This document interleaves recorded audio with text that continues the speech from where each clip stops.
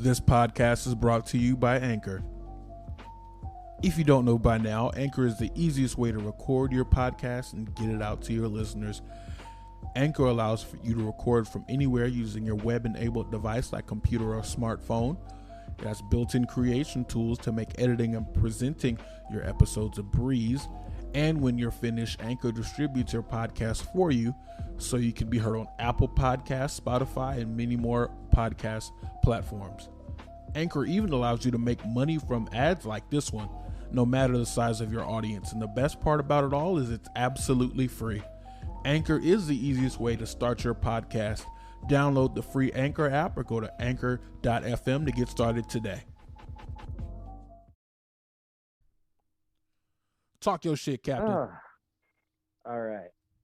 Well, after the lovely Anchor ad, once again, everybody go and follow us on Anchor and everywhere. But more on that later. My dishonorable mention for this is,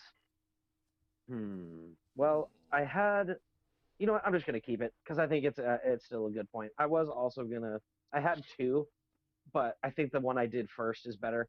So my dishonorable mention kind of coincides with the Nexus keeps popping up, but yeah, we'll get to that. The lack of ability that WWE has shown in the 2010s to build proper stars. Like, if you're not Seth Rollins or Roman Reigns, like, think of anybody in the roster right now that's a true star. Like, Drew is on his way there and has just started, but anybody else? Kofi was like for 4 or 5 months, and before that was underutilized to death and back. Like, after Cena destroyed the Nexus and the entirety of the main event scene in 2011, like the Shield debuted in 2012, right? Before TLC 2012, right? At the end of Survivor Series, and even one of them is gone now. Like, think of the 2012 roster. 2012 roster. Oh God. Exactly. Like, Orton was there, but his best moments were before 2012. Like, Kofi did better with tag titles than he did in the main event. Cesaro has been way too inconsistent. Rey Mysterio is retired. Like, everybody that's there is either barely utilized, did better outside of the main event, or gone or retired. Yeah. And and that's just within 8 years. That's a lot of time to build a star. They did it with Seth. They did it with Roman. They screwed it up with Ambrose somehow. Yeah.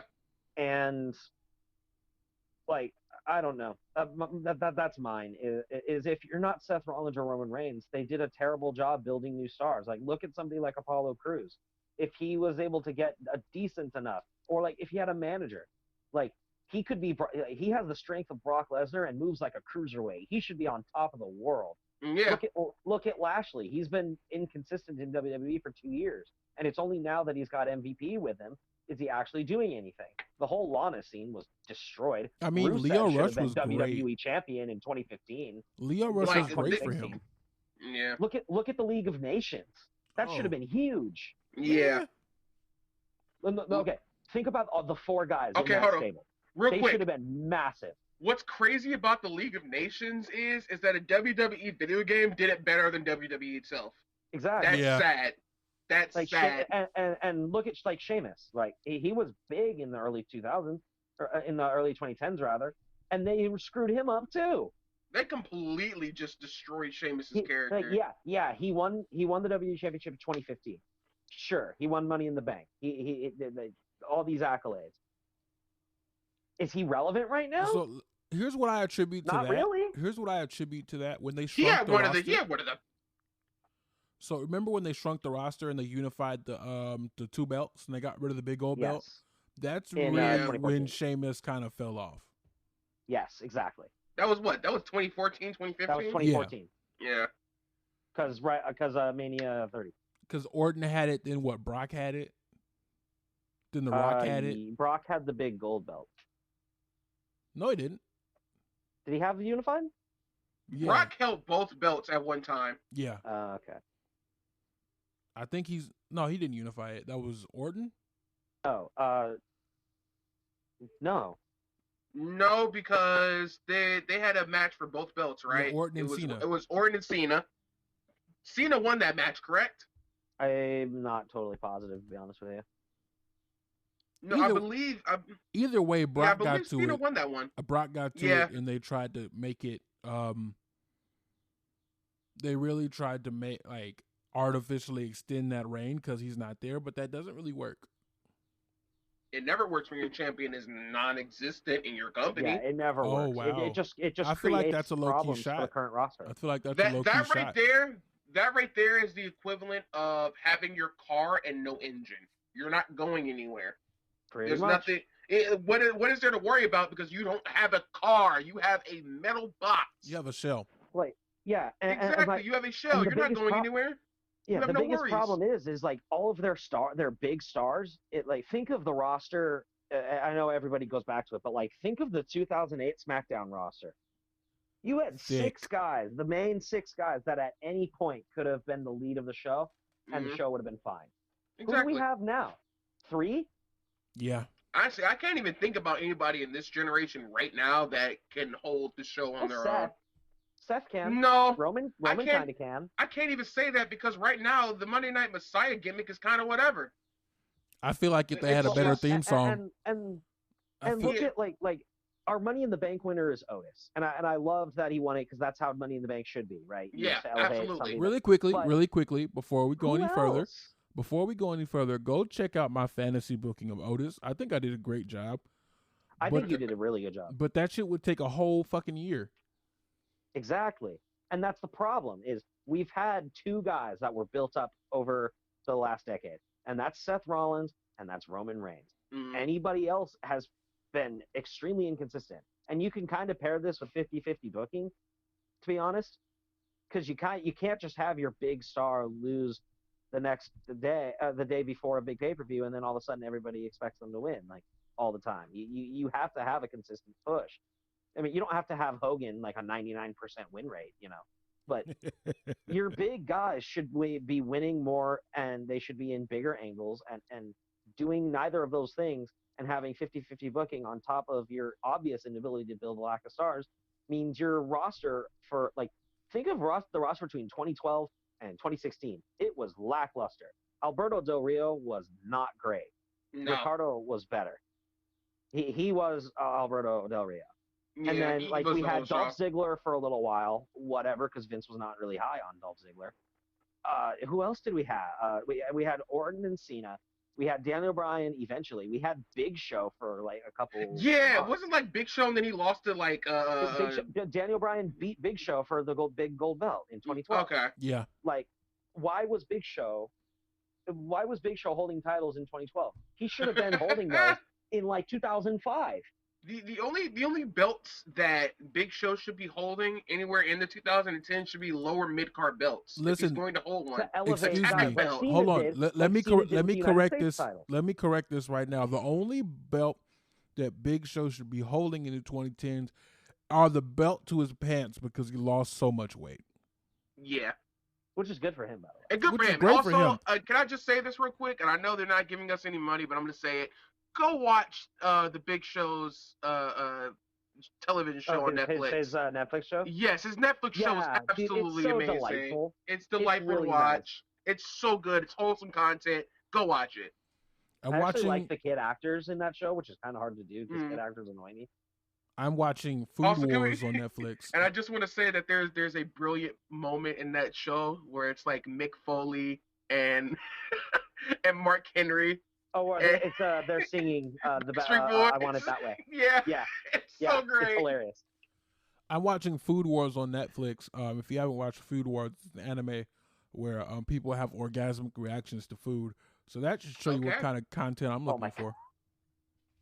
Oh my god. Hey, look. Anyway, hey, Jay, hit me up after the podcast. I got you, bro. I got you, bro. Anyway, that's my dishonorable mention. I'm going to save my true vitriol for my last point.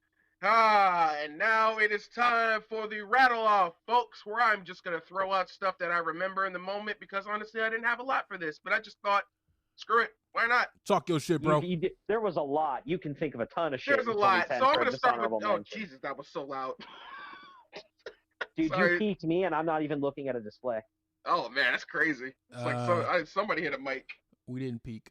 What was that? Yeah, I don't know. It was just loud. Either way, I had no idea. I didn't. So let's start with this. Let's just start with this. Shinsuke Nakamura's main roster run. Damn. And while I'm stopping on top of that, Shinsuke Nakamura versus AJ Styles in WWE. Damn. They had a few really good matches, and the rest were piss poor at best. We're piss poor. Now let's get on to let's talk about the WrestleMania. Was it WrestleMania 25 with the women's battle royale? And that battle royale was won by Santino. A man. That was awful. And when we're talking about the women, that was 30. Was it 30? It was 30. It was 30. Okay. They showed it on Total Divas.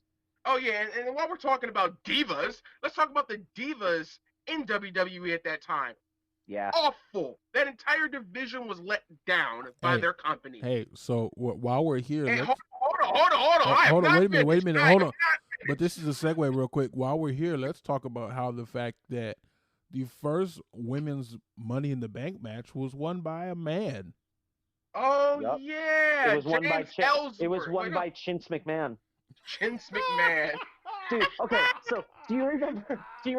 So do you remember the Survivor Series where it was Dean was or AJ was champ, one of the two, versus who was champ on the side? Anyway, it was like Kevin Owens and Jericho were in the whole team up thing, and Jericho was mid list, and he points to the back. And he goes like to the back of the ring and goes, "What is that?" And the camera looks on James Ellsworth, and he's like, "Do you know what happens, Shinsuke McMahon, when you weird me out on national television?" Yo, okay, hold on. And funny enough, that's a good segue because I'm adding this in as well. The end of Jericho versus KO, the entire way they fumbled that with the Universal title. Goldberg in the 2010s. Okay, we're not done. Any Brock Lesnar main title run, they're all terrible. They're all terrible. I will say it again. They are all terrible. The U.S. title, just the U.S. title in general, just the way they just don't give a shit about it at all. The only time that it was ever Dean good. Ambrose was the best U.S. champion the company has known. He held it the longest. The only time that was ever good was when Cena had it and he was doing something with it. Yeah, that was pretty great. Here's the thing. I'm not saying that he elevated the title, but he did something for it because after he was done with that belt, where did it go? Alberto Del Rio. Where is he? In jail? Probably in jail. Exactly. So it's just.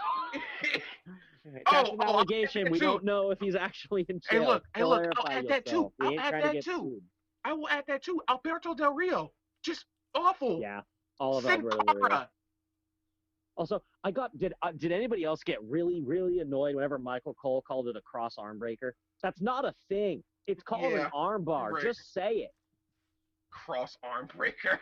It's the most idiotic thing I've ever heard in my life. Are we going to call a crucifix a cross-arm throw over your shoulder? I'm just like this. Also, I said this before, but I'll just say it again. Vince McMahon and his ideas just that ruined the entirety of the 2010s. How about just Vince McMahon? Let's just be real. Vince McMahon's handling of Roman Reigns, Vince McMahon's handling of NXT in general, Vince McMahon's handling of his sandwich, Vince McMahon's hair, Vince McMahon, Vince. Hey, you guys want to hear a weird Vince story? Oh no! Go for it. So I guess Vince McMahon can grow like a really great beard, and his hair grows so fast he has to shave every day. I think someone asked him why he doesn't shave, and he said, "I can't let it win." That is the most Vince answer. I can't let it win. That is the most Vince answer I've ever heard in my life. That is ridiculous. I can't let it win. I can't let it win. Oh, God. Also, I don't know what. Okay, I can't say that because I think that was early 2000s. I was going to say Vince McMahon battling God, but I think that was that's mid 2000s. What did they get? Didn't they give God to somebody called my mama entrance? Wait, no! I Don't tell me know. they did. I don't know, but that's funny. They gave God an entrance. While we're talking about that, the what is it? The Funkasaurus? Yeah, that was Oh. Just awful. that. Can Just I the can I whole- throw, but can I like- throw hold on. Any and all also DUIs. Just tragic. Why? Jeff Hardy DUIs? Can I throw in one? Jeff Hardy, we've explained enough about I feel Jeff like Hardy. Jeff Hardy and the Usos need to be a tag team. Can I throw in Call one? it rehab. Go for it. Can I throw in one? Go for it. Shoot. The absolute miserable botch of Bray Wyatt's WWE title reign. Oh, yep. That's top of the list. That has to be top of the list because that's just Now they've That's- redeemed themselves. They've redeemed themselves with the Fiend. I'll give it that. yeah. That was still fucking awful. Hold on. Hold on. Let me jump in here real quick. Talk your shit, Jay. Leave it to Bray Wyatt to find out a way to make all the shit that he took from Vince McMahon mean something. Yes. Yeah. He's the only person the that Fiend can. is just turning all of his old grievances into win. He's the And it's only like person somebody that can do compared that. him. Somebody compared him to Mick Foley, saying that he has that same mindset when it comes to characters and just being able to flip a switch and change into something else. Yes. Like he is quite possibly, like, I'm not gonna say he's the next Mick Foley because that's disrespectful to him. He's Bray Wyatt, and he is going to do something with his career, even if WWE fails him again. Because if he Again. ever, They if- failed him for like 5 years straight. guarantee you, if he ever gets fired from WWE, which I hope does not happen, I want it to happen. because I want to see him do other things, but I hope if he leaves WWE, it's on his own accord. Oh, And could I you want to imagine see. the Fiend in AEW? Could you just imagine Oh. Bray Wyatt doing anything outside of WWE? Have him in Japan No, wait, and so- face off against Oh some of my the guys God, there. dude, Wait, in so- New Japan, he would be lethal. So imagine Absolutely. him just signing spot dates with major TV companies. So he works a couple of dates with TNA. He works a couple of Oh my dates with God. AEW. He works a couple of dates Yo. with New Japan.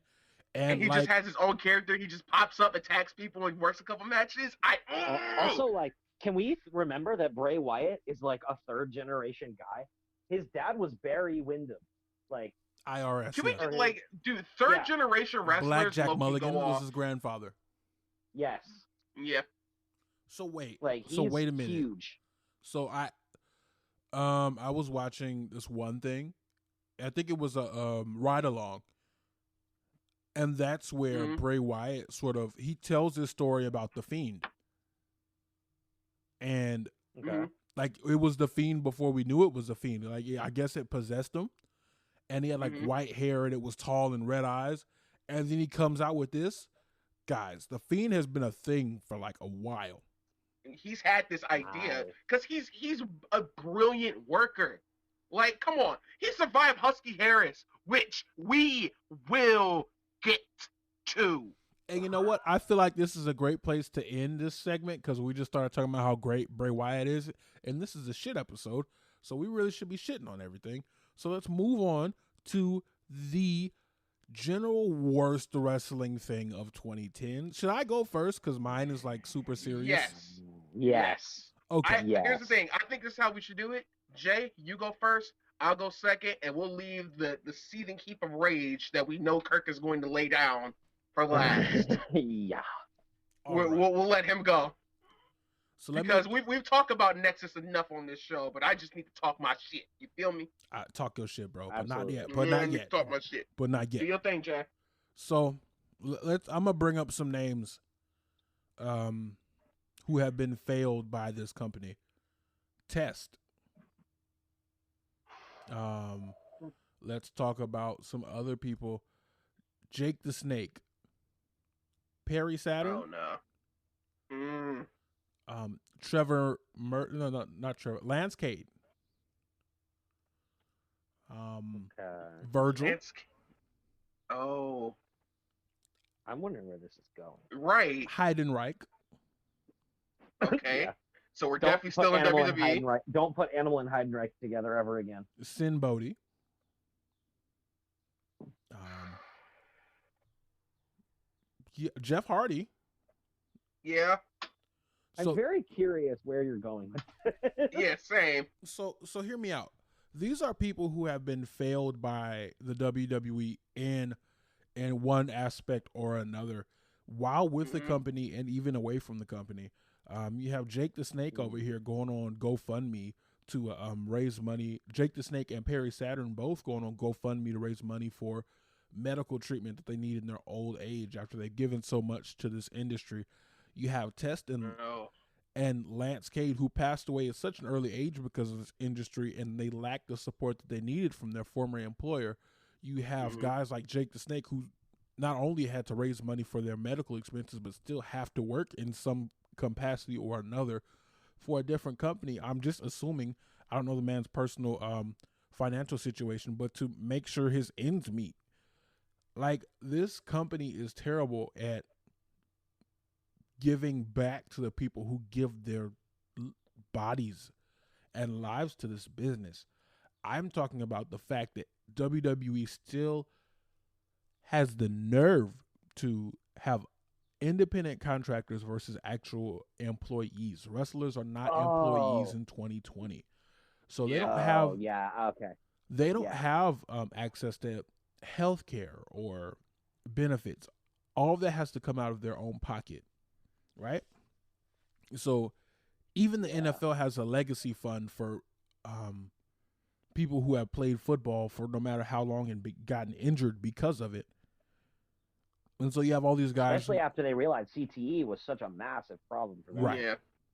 Which WWE is still struggling with to this day. Still struggling with. And you have guys who are still getting concussions. Daniel Bryan almost had to end his career because of concussions. Yeah. Yeah. So we have this problem where these guys have to pay for their own health care. And yeah, I mean, so I will give them this. They have a wellness policy. Whatever the fuck that is, bullshit. But a wellness policy is not the same as benefits. Like, okay, you paid for Jeff Hardy to go to and a bunch of other wrestlers go to rehab even though they didn't work for you anymore. Cool. Are you part of the reason they probably ended up abusing drugs in the first place? Absolutely. Yep. Yeah. And so it's crazy. It's crazy to think about that this multi-billion-dollar company just fails everybody while somebody like Diamond Dallas Page does so much for people. Right. And it's like, he doesn't have that fun. I guarantee you that if Diamond Dallas Page had that level of money, he would be helping everybody in the wrestling community and more. Yeah, probably. He'd be like that's just the type. He'd be a trainer for AEW or something. He'd be like, it's like when people think about like the spirit of Christmas and giving and just being like goodwill, that's who I envision. That's whose face I see. I see Diamond Dallas Page. It's just his smile. He's just there. He's actually just probably doing a yoga pose or something. I just envision Diamond Dallas Page because that's just who he is. He got booed in the 2015 Royal Rumble, by the way. Yeah. Wait, are you serious? So did everybody. Everybody got booed in 2015 booed out the building. Yeah. But okay, so here's my deal, right? So somebody did the math, okay? They did the math on this. How much would it cost WWE to insure all of their in-ring performers? Do you guys want to know? Would you like to know? I'm scared to know. Roughly $30 million. Holy shit.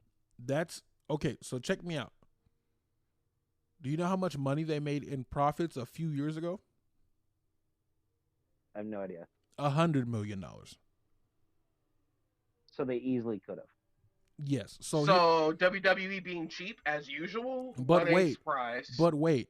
This is before taking into account any sort of other payments, any sort of payments that the wrestlers themselves would have to pay towards their health insurance. Like at my job, I pay X amount of dollars for health insurance. They probably would have had a similar system. And this is also all the withholdings, right? And this is also before taking into any account any sort of group discount they would have gotten for signing up 200 people for healthcare. Right. It's just ridiculous. So yes, And then someone brought up to the fact that it's a high risk thing, so the insurance is going to be expensive. It's not that damn high risk. They don't even call it a fucking real sport. And the NFL can do it.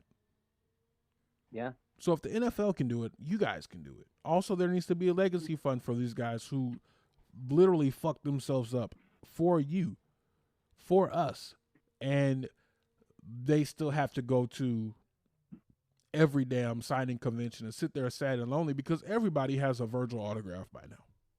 Yeah. That's why I brought up It's Virgil. just, it's sad to see all of these people who clearly care about the profession that they are in just consistently left and right get destroyed by what they love and then just have their company just throw them out like trash. Like how WWE treats the wrestlers is how Woody saw himself in Toy Story when Andy got Buzz. Just being dropped. Yeah. Just dropped. So another thing, I feel like wrestlers need to be able to retire with some sort of dignity. The Undertaker shouldn't be the only wrestler that gets to retire with dignity. They shouldn't have to show up in the Impact Zone or at AEW or wherever just to make us stand there and make a quick buck. It's like the only other person that I can ever see retiring like that would be Cena at this point. Yeah. Because that's the only other person they care about. And it's like, that's sad to say because even in cases like, I don't think Randy Orton's ever going to get that. Probably. You know they're going to just instinctively give that to Triple H because he's Triple H. I mean, it's just like, guys they'll get Hall of Fame inductions and they'll get the mentions and they'll end up in WWE 24 documentaries for the rest of their life. But yeah, but it's like, it's like Undertaker was 30 years of this. That's 30 whole years. Okay, speaking of the Undertaker. So hold on. Speaking of Undertaker and surgeries, this is great. So the Undertaker, WWE takes care of all in-ring injuries. I guess that has something to do with that facility in Alabama that everybody goes to when they get hurt. Yeah. You know that surgeon guy? You know what I'm talking about. You see the same. We've seen the same facility hundreds of times. But like healthcare though. So when the Undertaker had to go get his hip replaced, I think he paid for that out of pocket because he went to New York. He did. He paid for it out of pocket. He went to New York. So why should I have to pay out of my own money to get my hip replaced? Both my hips replaced. You did. For some shit you wanted me to do. Exactly. It's like, here's the thing, right? It doesn't make sense because if you get hurt at any job that you have, you get compensation. Yep. But these people literally die. Okay? Owen Hart died on the fucking clock. And they were just like, and you're back in 10 seconds. Right. I was just watching that. And I'm just like, this shit has been going on for how long? The entire company's existence? At minimum, when did Owen Hart die? So since we're talking about it, and do I agree with the actions? No, but this should be said. Chris Benoit gave his life for wrestling. Yeah. He knew that he wouldn't be able to succeed in this place without being big and jacked, so he took steroids. He gave himself so many concussions that he lost count. He was not able to tell someone how many concussions he got. Then one day, after his best friend died, he probably goes on a drinking rage with the CTE and the steroids. He decides to kill his whole family. This is something some shit that happened on the job. This is something that WWE is directly responsible for, just like Chris Benoit was responsible for it. I will not sit here and let people demonize Chris Benoit without also acknowledging the fact that this business did this to him and there was no support for him before this happened. This is worst case scenario. 34? Right. He was like 34? And his doctor said he had the brain of a 70-year-old Alzheimer's patient. How do you have the brain of something twice your age? Exactly. WWE is, and I'm going to say this, and I know people are going to agree with this. It is possibly one of the most evil corporations on the planet. We'll save that for Just the end heartless. of season 2. Listen, Absolutely heartless. and I said this before. If Undertaker is closest thing to sports entertainment God we have, then Vince McMahon is sports entertainment Satan. And It's like it did so much. And I am afraid to see what happens to Vince McMahon now that Undertaker is not in his ear or at shows anymore. I mean, clearly, like, it's already being shown what happens. We have the music issue. We have just production problems. You have just the quality of life at the shows. Like, clearly with certain people just not being around him to at least, fight back, he doesn't have anybody to bounce these ideas off of. He doesn't have anyone. He just does whatever he wants because he's surrounded by ass kissers and yes men. Kevin CM Dunn Punk was right. Kevin Dunn, who told Kevin Dunn can kiss my ass. Kevin Dunn, who told a bunch of people who could contract coronavirus not to wear masks on TV. Yeah, that's bullshit. I hope somebody kicks his teeth in. They got a big enough target. From what I hear from King Ross, some big ass teeth. Like Bucky the Beaver. Like everything. All right, I hate to agree with him, but everything Jim Cornette says about Kevin Dunn is true. Yeah. Everything. Every single last thing. How sad is it that we're agreeing with him? I should never have to agree with him. Do you guys heard what Jim Cornette said about Trevor Murdoch, right? They got him. They got him kicked off of NWA. No. Yeah. Oh, that, yeah. Oh, yeah, that, yeah. Yeah. And here's the crazy thing. He said that before. I know he said that before. He said it multiple times. I know he said that before, but I heard it before they edited that match off of the YouTube one. I was like, "Whoa, Jim Cornette, you racist." Anyway, so yeah, do I think that there should be something set up for these people? Absolutely. They make but enough, not as long as they're independent contractors. Right. I think AEW is doing it right. If anything, they're contracted. If anything, WWE is going to steal. Go ahead and steal that instead of stealing. Yeah. Instead of putting on the Great American Bash. Why don't you steal that? Yeah. Instead of being terrible in general, or just being more on that later. To this day, I have not watched a full episode of Raw. I think since like 2017. Dude, I'm not subscribed to their YouTube channel. I don't follow them on social media. I don't pay for the WWE Network. I piggyback off other people. And basically, at this point, it's just to do this and to drink during the shows because that's the only way to get through them.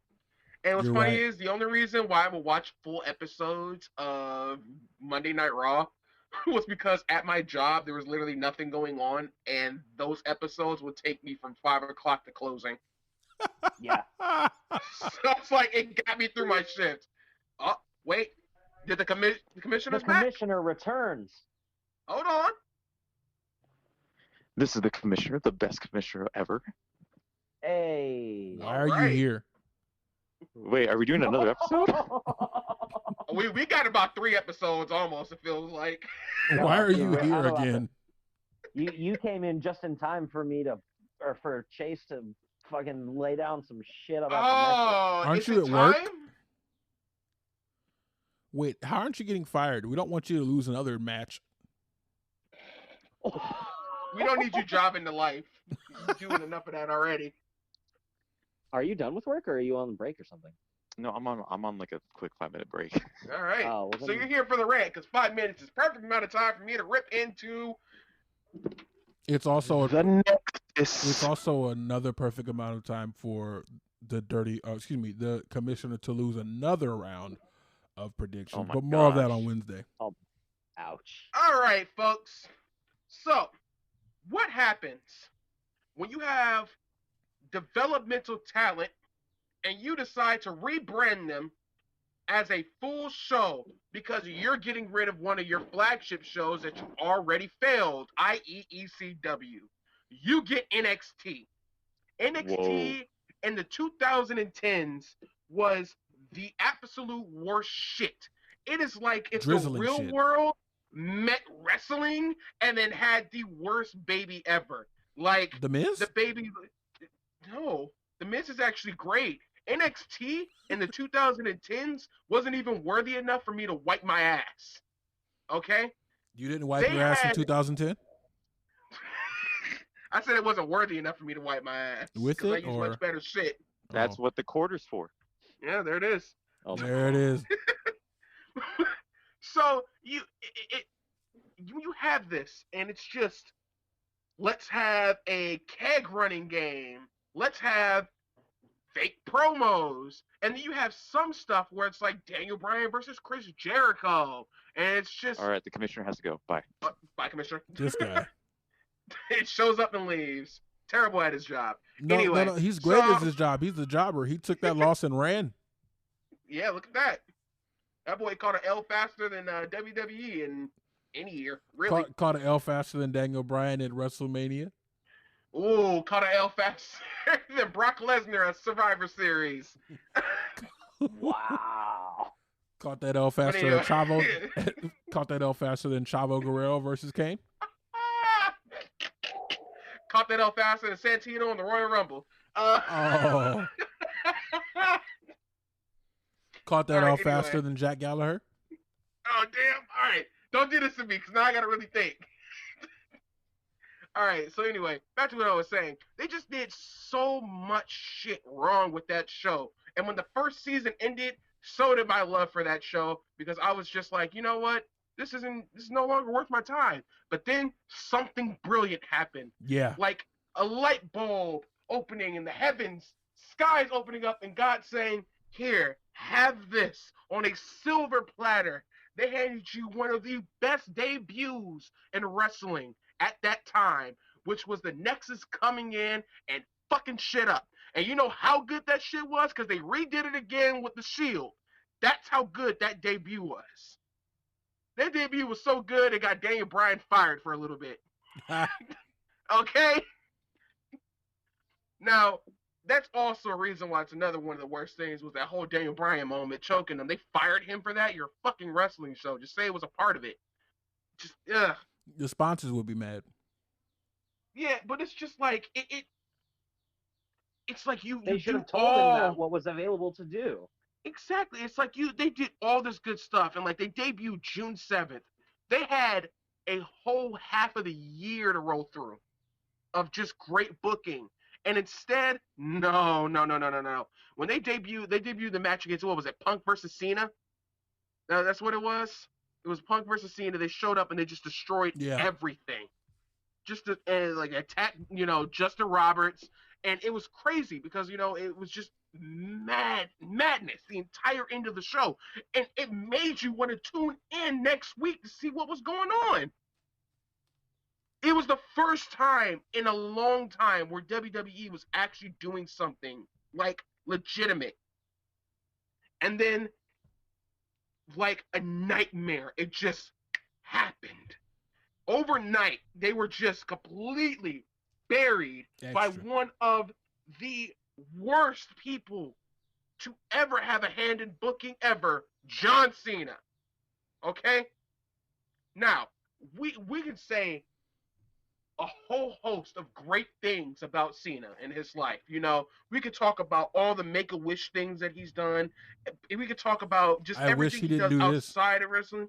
But this is the one thing, the one stain on his career where you look at it and you're just like, you suck. Hey, and it sucks so bad that even he had to admit that it sucked. Can I make a wish that this never happened? Edge and Christian and Jericho all said the same, that it was an absolute it was a decision. terrible decision.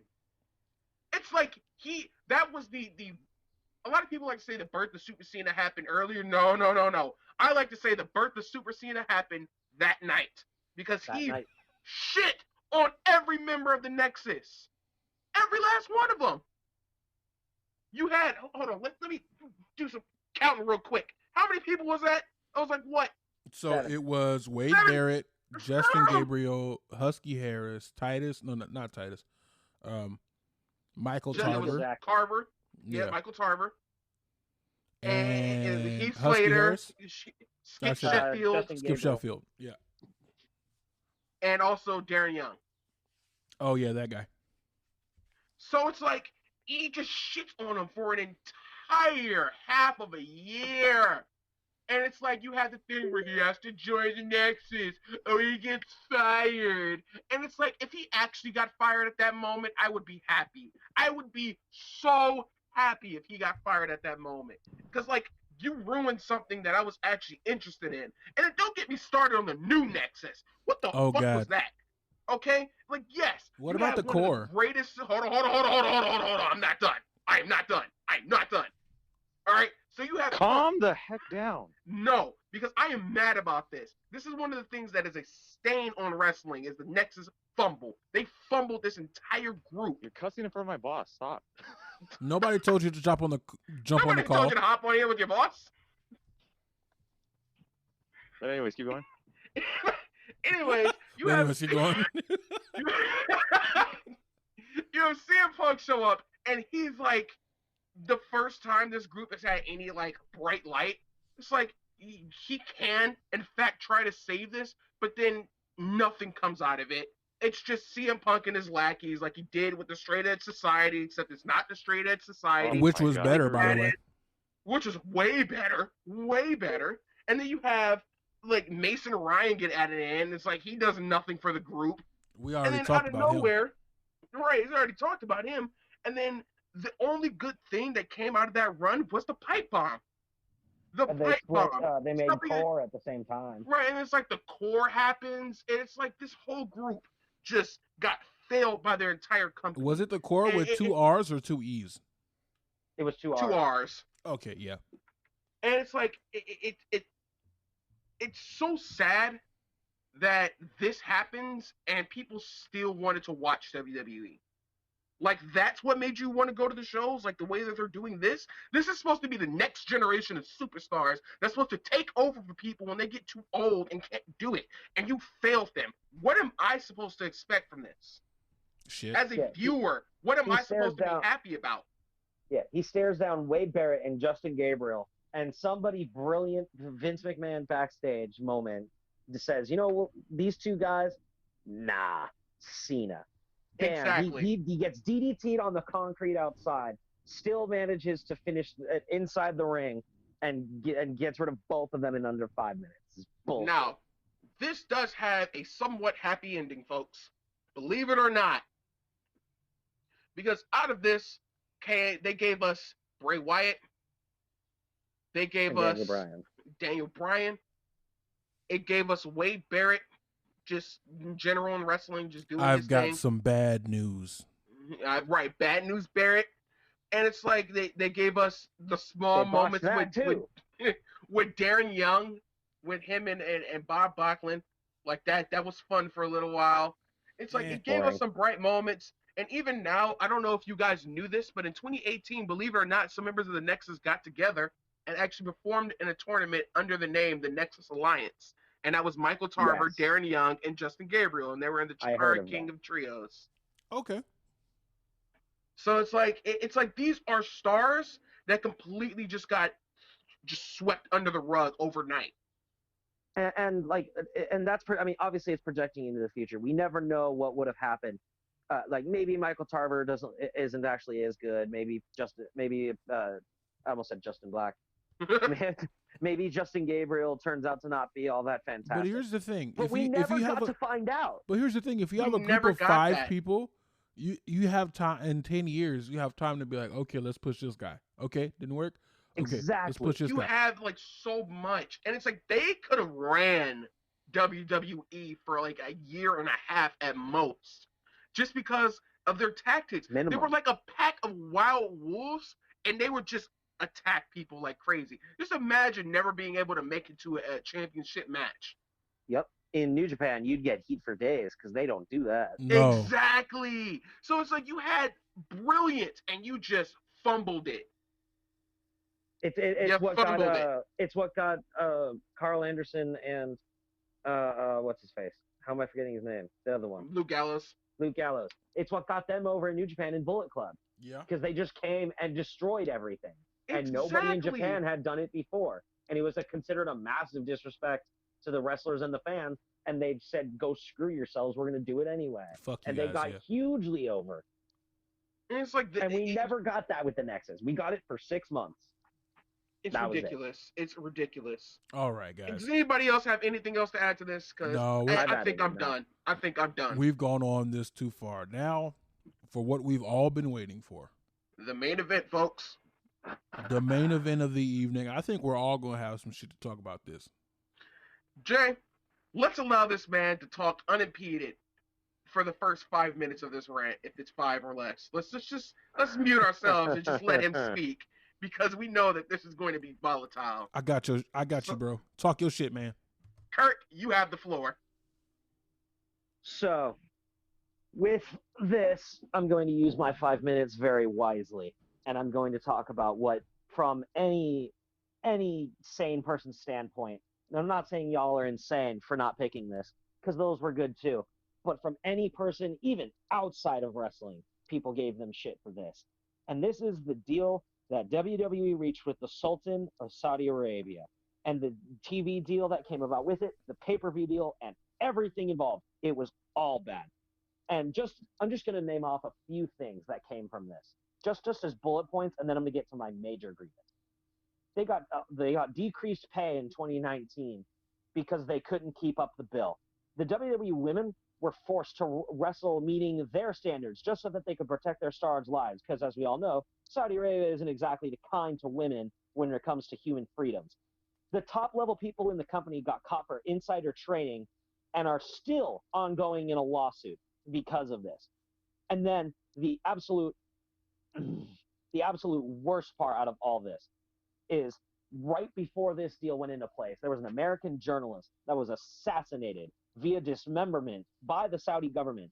And everybody, news outlets, their own fans, even some of their own wrestlers, big names like John Cena and Daniel Bryan, said they flat out would not go to Saudi Arabia. And they still did it. They went in with a deal with this awful, awful, awful, awful country, and awful government of this country. The Saudi Arabian people, I'm sure there are some of them that are absolutely lovely people, but your government is awful. You assassinated an American journalist, and then you got Stephanie McMahon on TV saying dismemberment is a corporate liability. Who the fuck thought that was an okay thing to say? And if that came out of Stephanie McMahon's own mouth, can we imagine if anybody else other than Stephanie McMahon said that? They would have been fired the next day, and she's still there.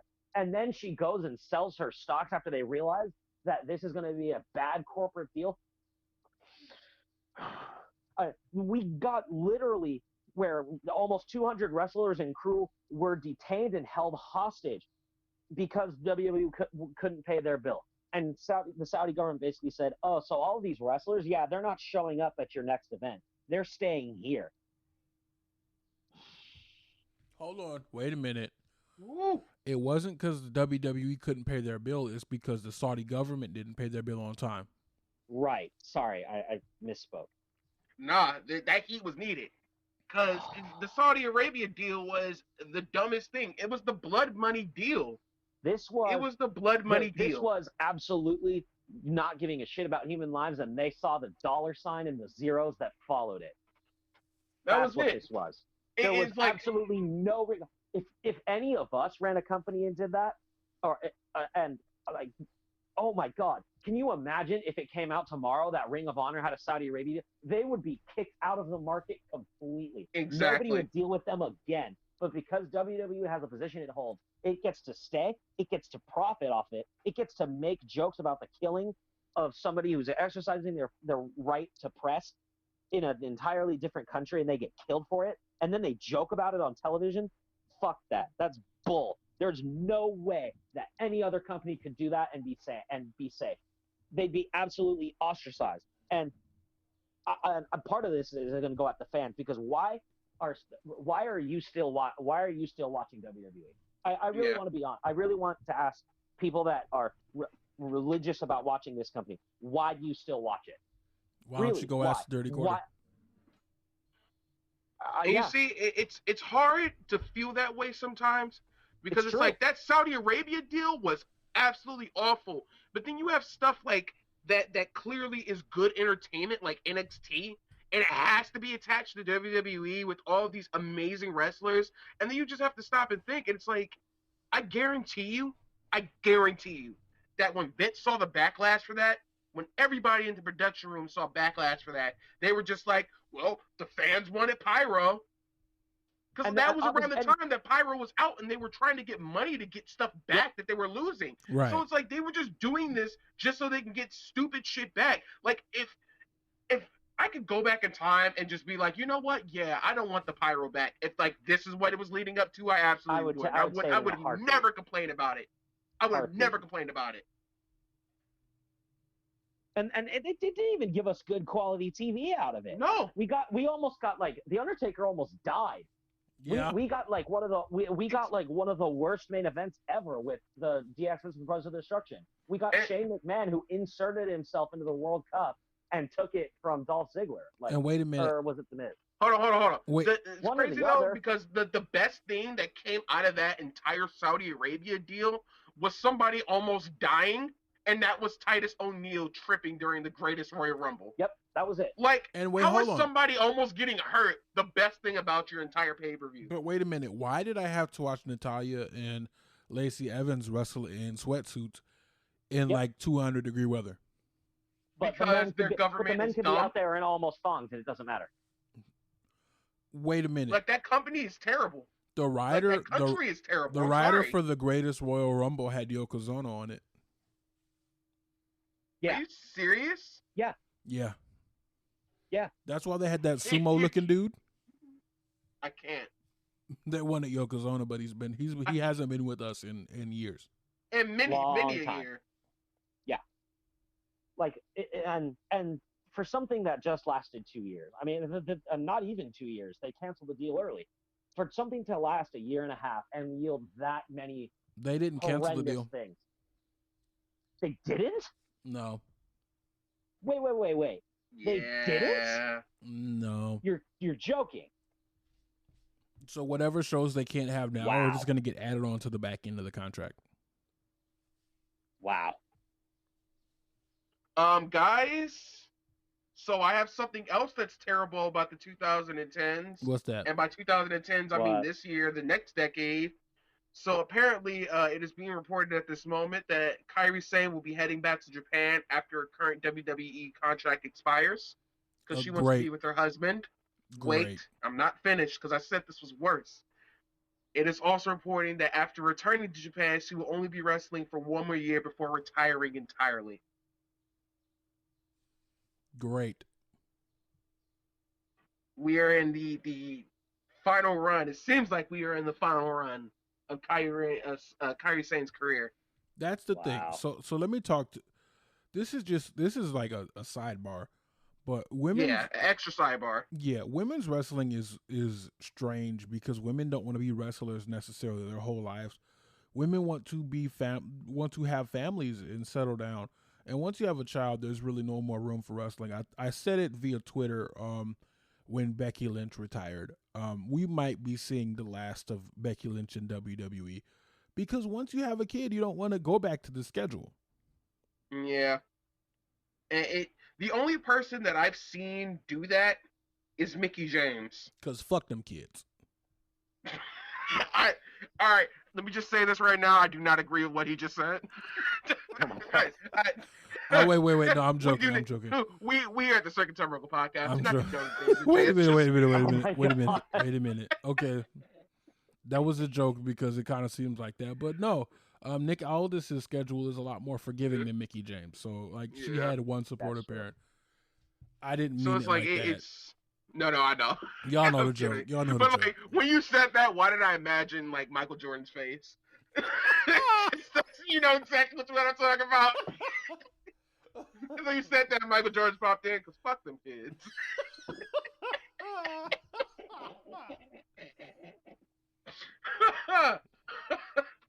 right. Is there anything else that we need to add? That's it. We have been recording far too long. I have a whole house to clean. It's 4 hours of this podcast because we do it here for you guys. You guys do it big for us. Yeah, that's gonna be it from us today. Follow us on all of our social medias. We are on Twitter at OG_STP. On YouTube as YouTube and Instagram as OGSTP. We should be the only ones. And if you search us on Google, you'll find all of our information for where we are everywhere. We're also on Facebook. Listen on Anchor. Also listen on YouTube too, but that's a little less important. Listen on Anchor. We thank you guys so much for listening. If I would ask for you one thing, just send us your worst wrestling memory of 2010. Please do. Yeah, go ahead. Please Say do. if you're watching on YouTube, go ahead and say in the comments what was the absolute worst thing that happened in WWE in the 2010s that maybe we didn't get to and you felt like we should have gotten to. And if you're not watching on YouTube, please tweet at us. You know, we got it. We're here. We have tweets, we have Instagrams, we have Facebooks, we have all of this. Exactly. You can find us on Twitter from the Second Turnbuckle Podcast wrestling podcast page. Thank you guys so much. We're so glad we finally got this episode out to you. I know a lot of people were hitting me up personally, like, when are we gonna get the worst? When are we gonna get the worst? We had a hard time with this, but we're finally figuring things out, speeding towards the end of season 1. We will start our absolutely. We're gonna be starting our Undertaker series starting next Saturday. Yep. I believe All right. so. And so we'll run that, and season 2, we're not even gonna take any time off between season 1 and season 2. We're rolling right into season 2, guys. Right into it. Wow. All right. Cool. So again, this has been Jay the Captain and Fes Lo Dollars from the Second Turnbuckle Wrestling Podcast. Thank you for taking time out of your day, your schedule, to listen to us talk. Again, 2020 is a hard year. It feels like we're going through this in dog years. We'll all be 7 years older at the end of this. At this point, I'm not even trying to make 2020 a year that we all prosper. I'm just trying to survive 2020. And I feel like you all probably share my same sentiment. So let's make it easy on one another to survive this interesting year. Don't be a dick. Please don't. Survive 2020. Survive 2020. Thank you guys for listening. You have a wonderful day.